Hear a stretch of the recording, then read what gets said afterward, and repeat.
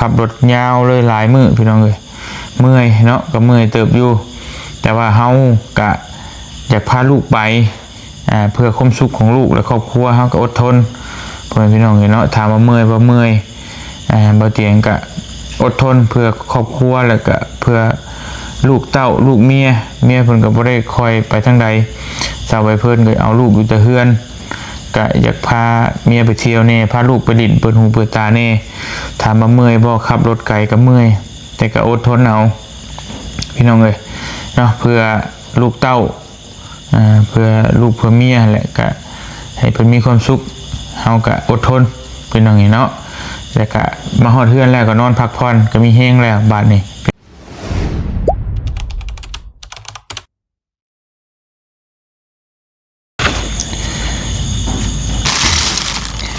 เอาพี่น้องเนาะกราบทักทายสบายดีพ่อแม่พี่น้องเบอร์สุขุสู่คนพี่น้องบ่ว่าสิในและก็ต่างประเทศเนาะพี่น้องเนาะก็ยินดีต้อนรับเข้าสู่ช่องบ่เตียงทองบ้านนาคือเก่าพี่น้องเนาะมื้อนี้ก็มาพบมาพ้อกันตอนดึกๆดื่นๆหลังจากที่ให้ลูกให้เต้าเข้าไปนอนพักเป็นที่เรียบร้อยพ่อแม่พี่น้องทางบ่เตียงเองก็สิมานั่งอัดคลิปบาดนี้เนาะพี่น้องเนาะ ขอบบุญขอบคุณพ่อแม่พี่น้องเนาะทางผู้ใหญ่ใจบุญและก็ FC บัดทุกคนที่ต้อนรับเป็นอย่างดีเนาะ FC ทางฝั่งไทยพ่อแม่พี่น้องเนาะจังไดก็ขอขอบบุญขอบคุณเป็นอย่างสูงเนาะที่ต้อนรับทางบ่เตียงและก็ครอบครัวเป็นอย่างดีแล้วก็ขอโทษขออภัยนำในหลายที่ ยังมีอีกหลายคนพ่อแม่พี่น้องที่ว่าอยากเจอทั้งบ่เตียงและก็ทั้งลูกหลานและก็บ่ได้เจอเนาะก็ต้องขอโทษขออภัยหลายๆเด้อเนาะเอาเป็นว่าทั้งรอบหน้าเดี๋ยวบ่เตียงก็สิหาเวลาให้หลายกว่านี้แล้วก็สิไปจักประมาณอาทิตย์หนึ่งพี่น้องอันนี้มันประมาณ 3-4 มื้อนี่แหละเวลามันก็ประชันชิดเนี่ยจักหน่อยเนาะหลายคนก็อยากเจอน้องบิวลี่น้องเจนนี่กับปุกลุกเฮาก็บ่ได้เห็นโอ้ยพี่น้องเพิ่นก็โทรนำกันหลายคู่หลายคนก็ขอโทษขออภัยหลายๆเนาะ คือบ่เตียงไปปุ๊บปั๊บพี่น้องพาลูกไปลิ้นไทยในรอบนี้ก็คือบ่เตียงได้รับปากลูกไว้เนาะเดี๋ยวสิเล่าให้ฟังนิดนึงพี่น้องพอดีน้องบิวเพิ่นไปเห็นในคลิปไซบุรุเนาะเห็นที่เพิ่นถ่ายแบบว่าหม่องที่เป็นเพิ่นเอิ้นอีหยังเมืองหิมะโอเคเมืองหิมะที่เป็นหิมะจำลองนั่นแหละแต่ว่าเพิ่นเฮ็ดขึ้นแล้วก็คนไปถ่ายรูปถ่ายหยังไปลิ้นอยู่ริมเวอร์พี่น้องคลอง4ธัญบุรีปทุมธานีเนาะบัดนี้เพิ่นก็อยากไปพี่น้องอยากไปเห็นหิมะเนาะช่วงนั้นก็ AI กำลังระบาดแต่งไปเบิดหิมะอยู่ไสก็มีเบิดพี่น้องเนาะอยู่ชิโน่นี่ก็มีอยู่โรงเรียนไดโนเสาร์สวรรณเขตนี่ก็มีแต่งขึ้นให้มันเป็นหิมะลายๆนะเนาะแต่ว่า เฮาก็บอกลูกว่าเดี๋ยวพอว่างเดี๋ยวสิพาไปพอว่างเดี๋ยวสิพาไปตั้งแต่ปีใหม่เดือนมกราพุ่นมั้งประมาณนั้นแหละเพราะก่อนหันนิดนึงช่วงนั้นมันหนาวๆเด้พี่น้อง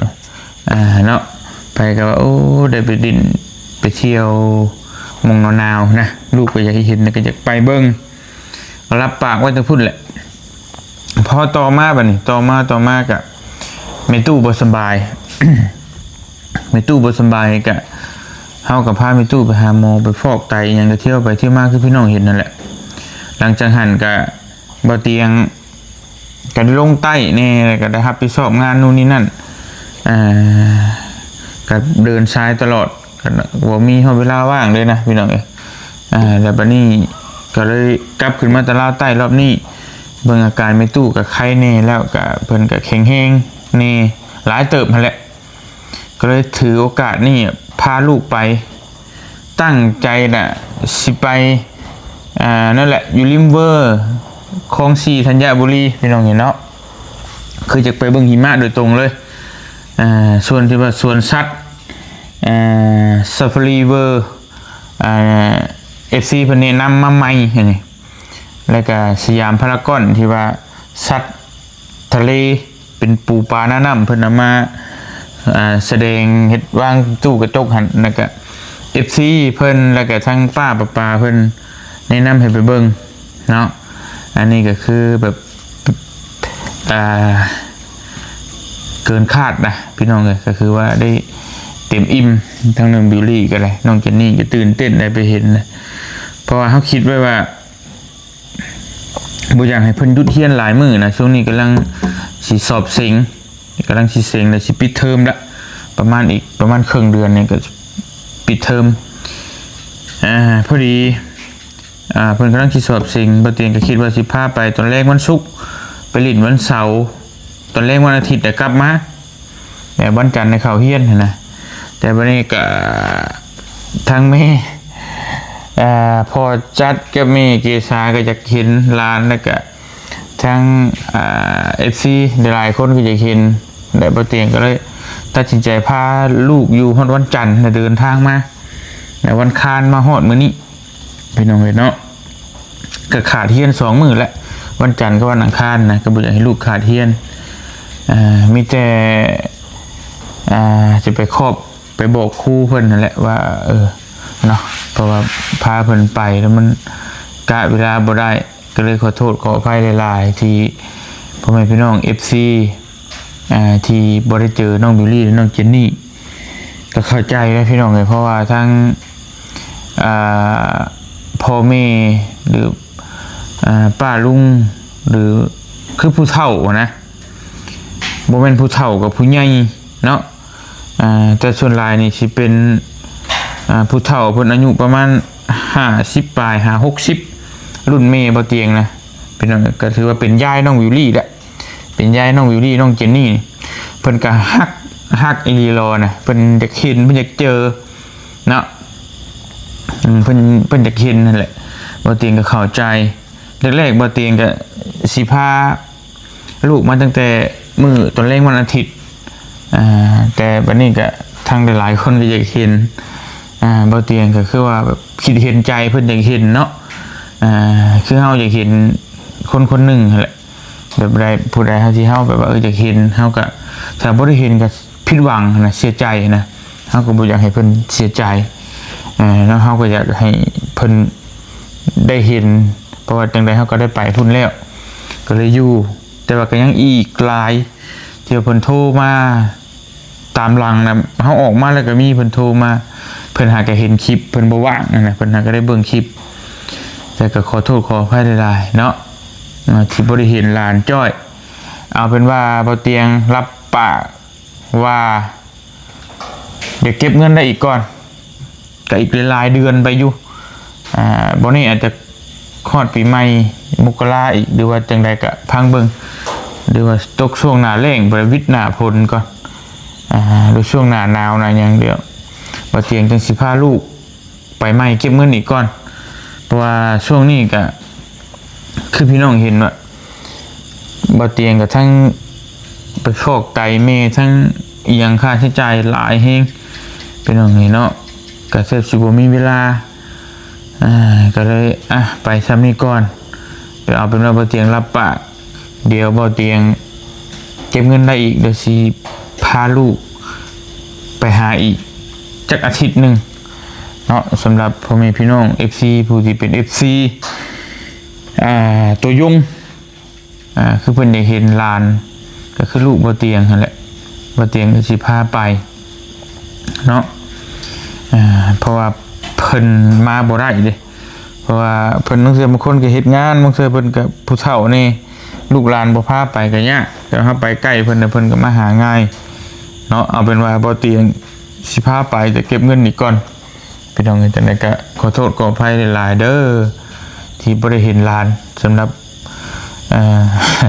FC บางคนที่บ่ได้เห็น